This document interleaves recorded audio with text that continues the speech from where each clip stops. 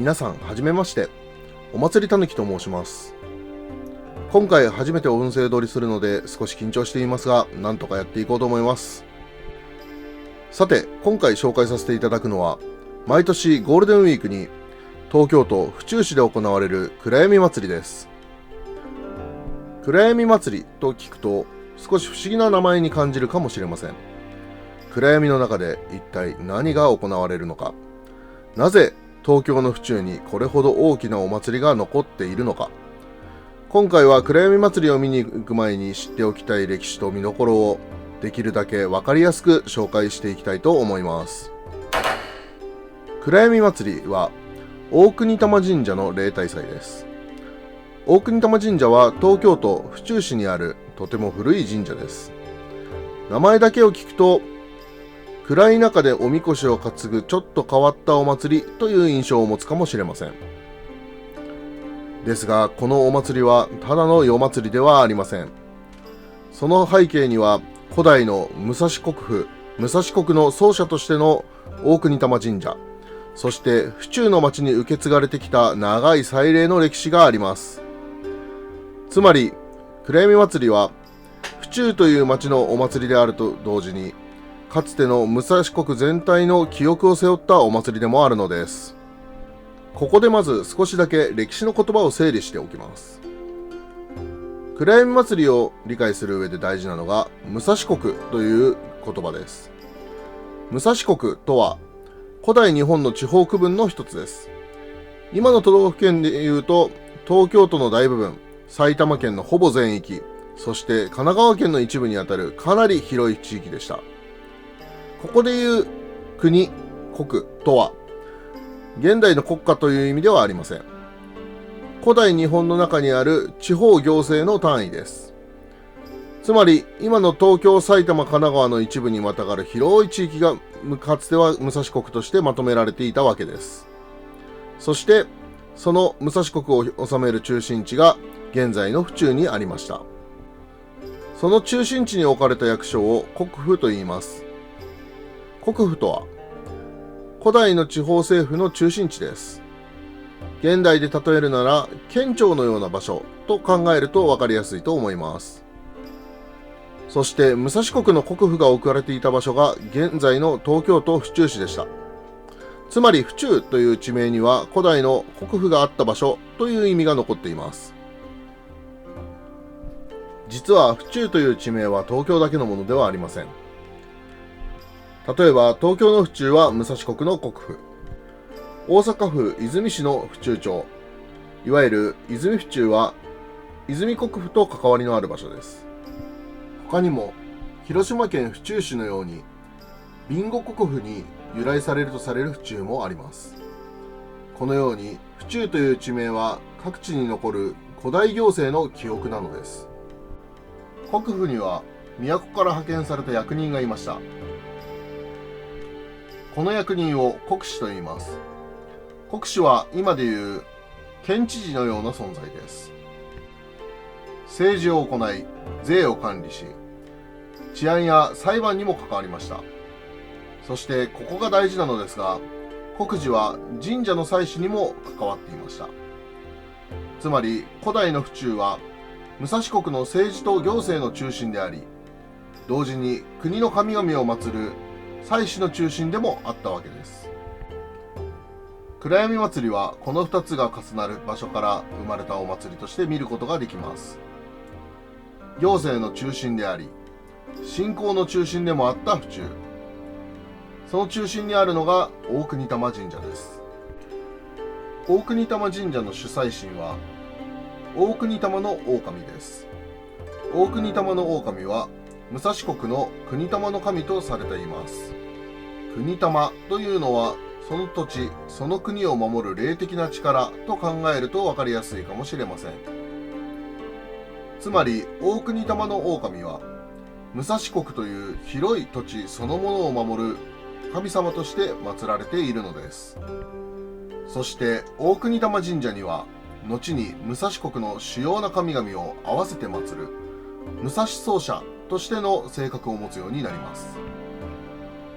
総社とはその国の主要な神々を一箇所にまとめて祀る神社のことです。国府の近くに国の主要な神々をまとめて祀る。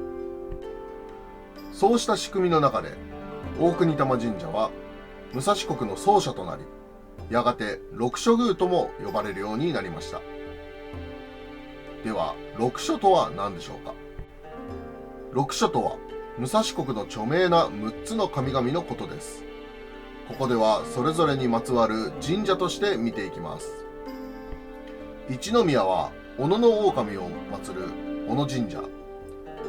現在の東京都多摩市にある神社です。二宮は小川の狼を祀る二宮神社。現在の東京都あきる野市にある神社です。三宮は氷川の狼を祀る氷川神社。現在の埼玉県さいたま市大宮にある氷川神社が関わりがあります。四宮は秩父の狼を祀る秩父神社。現在の埼玉県秩父市にある秩父地方を代表する神社です。五宮は金沢の狼を祀る金沢神社。現在の埼玉県児玉郡上川町にある神社です。六宮は杉山の狼を祀る杉山神社。現在の神奈川県横浜市方面に関わる神社です。このように地図で見ると、暗闇祭りの背景が府中だけに収まらないことがわかります。府中を中心に多摩、あきる野、埼玉、秩父、上川、横浜へと広がっていく。現在の都県で言えば東京、埼玉、神奈川にまたがる広い範囲です。これは暗闇祭りが単なる府中市内の町祭りではなく、かつての武蔵国全体の記憶を背負ったお祭りであることを示しています。さて、暗闇祭りは大國魂神社の例大祭です。その起源は武蔵国の国府祭にあるとされています。国府祭とは、その字の通り国府で行われるお祭りです。つまり古代の地方政府の中心で国の神々を祀る祭礼です。暗闇祭りについては約1300年の歴史があると語られることがあります。これは府中に武蔵国府が置かれた時代、奈良時代前後まで遡る歴史感覚に基づくものです。古代の国府、武蔵国の総社、国司による祭祀、各地の神々を府中に集める仕組み、これらが重なり合って現在の暗闇祭りにつながっています。ではなぜこのお祭りは暗闇祭りと呼ばれるのでしょうか。その理由はかつての神輿渡御にあります。その昔、神輿渡御は深夜に行われ、街の明かりを消した暗闇の中で神輿が進んだとされています。暗闇の中を神様を乗せた神輿が進む。人々はそれを迎え、送り、見守る。この暗闇はただの夜ではありません。神様が本殿を出て町へお出ましになる特別な時間だったのです。現在の神輿渡御は夕刻に行われます。しかし祭りの名前にはかつての闇夜の中で行われていた神輿渡御の記憶が残されています。暗闇祭りについては暗闇に乗じた男女の風俗と結びつけて語られることもあります。確かに日本各地の祭礼には若者たちの交流や婚姻、共同体の再生と関わる側面がありました。ただしそれをそのまま暗闇祭りの名前の由来と断定することはできません。公式に確認できる由来は、神輿渡御がかつて街の明かりを消した暗闇の中で行われていた。ただそれだけなのです。さて、現在の暗闇祭りは4月の30日から5月の6日まで続きます。その中でも特に府中市で行われる大きなイベントとしては、5月の3日には欅並木で林の競演が行われ、旧甲州街道では駒比べが行われます。5月の4日には万戸大会、子どもみこし連合渡御、太鼓の競演、山車行列、そして5月5日には道清め、太鼓送り込み、御霊船の儀、そしてみこし渡御。5月6日にはみこし観魚、つまりお帰りと鎮座祭が行われます。このように暗闇祭りは5月5日だけのお祭りではありません。いくつもの神事と行事が積み重なり、最終的にみこし渡御とみこし観魚へ向かっていく大きな祭礼なのです。そして期間中には多くの人が府中を訪れます。毎年およそ80万人が訪れるとも紹介され、地元メディアでは中継されることもある東京でも有数の大きなお祭りです。暗闇祭りの最大の見どころは5月5日のみこし渡御です。このみこし渡御はおいでと呼ばれています。おいでとは神様が神社から町へお出ましになる場面です。まずみこしや太鼓が通る道を払い清める道清めの儀が行われます。その後各宮の大太鼓が神社へ送り込まれます。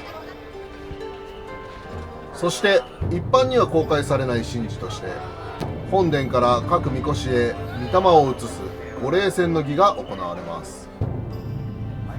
これによってみこしはただの担ぎ物ではなく、神様をお乗せするものになります。そして午後6時、花火を合図に6針の大太鼓が鳴り響きます。その音を先触れとして8基のみこしが大國魂神社からお旅所へ向かいます。これがおいでです。神様が本殿を出て府中の町へお出ましになる。町の人々が神様を迎える。町そのものが神事の舞台になる。それがおいでの物語です。では神様は町へお出ましになって何をするのでしょうか。一つには町を清める。一つには神様の力を町へ及ぼす。そしてもう一つには町の人々に迎えられもてなしを受ける。みこしがお旅所へ向かった後も夜の神事は続きます。その中でも野口刈谷の儀はとても物語的です。これは大国玉の狼がこの地に降臨した時、野口家に一泊の宿を求めた故事に基づく神事とされています。神様が府中の地へ降り立つ。町の人々が神様を迎える。そして神様は仮の宿にとどまりもてなしを受ける。こうしてみるとおいでは神様が町へ出て府中の人々に迎えられる祭りでもあるのです。そして翌朝5月6日、今度はみこしがお旅所から神社へ戻ります。これがお帰りです。早朝午前4時、お旅所を出発したみこしは大太鼓に導かれて町内を巡行し神社へ帰っていきます。夜の熱気が残るのか、神様は町を巡り再び本殿へお帰りになるのです。そして帰ってきたみこしから御霊を本殿に納め、無事に大祭が終了したことを報告する鎮座祭が行われます。つまり暗闇祭りの大きな物語はこうです。夕方、神様が町へお出ましになる。夜、神様はお旅所にとどまり古い故事をなぞる神事が続く。翌朝、神様は町を巡りながら本殿へお帰りになる。暗闇祭りは神様が府中の町を旅し再び本殿へ帰る物語なのです。さて、では暗闇祭りで注目していただきたいポイントが何箇所かあるので、それの説明をさせてください。暗闇祭りで渡御するみこしは全部で8基あります。大国玉の狼の五本社みこし、一宮から六宮までのみこし、そして御霊宮みこしです。この中で御霊宮みこしだけは屋根の形が唐破風作りになっています。大国玉神社の説明でも、御霊宮みこしは他の神々とは違う別格の真意を持つとされています。暗闇祭りを見るときは、八旗の中に姿も扱いも特別なみこしが含まれていることにも注目してみてください。そして暗闇祭りといえば、みこしを導く大太鼓の響きも欠かせません。5月5日のみこし渡御では、6針の大太鼓が鳴り響き、八旗のみこしをお旅所へ導きます。この大太鼓はただの音楽ではありません。みこしの前を進み、神様の存在を皆さんにお伝えし、皆さんと神様をつなぐ存在です。この太鼓を弾く太鼓講中は、幕末頃には組織されていたと考えられ、明治以降に広がっていったとされています。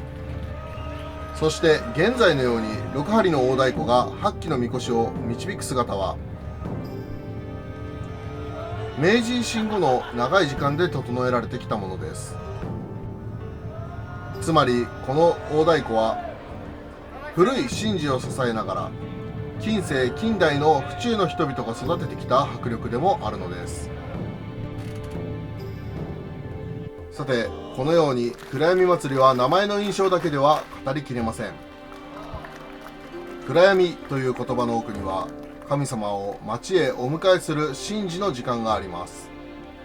その背景には武蔵国の国府があります。大国玉神社があります。六色宮があります。神様のおいでとお帰りがあります。そして祭りを支える地域の人々の長い積み重ねがあります。この背景を知ってから見ると、大太鼓の音もみこしの動きもきっと違って見えてくるはずです。府中の町を神様が旅する夜、武蔵国の記憶が今も響くお祭り、それが府中の暗闇祭りです。今年の暗闇祭りをぜひ府中で体感してみてください。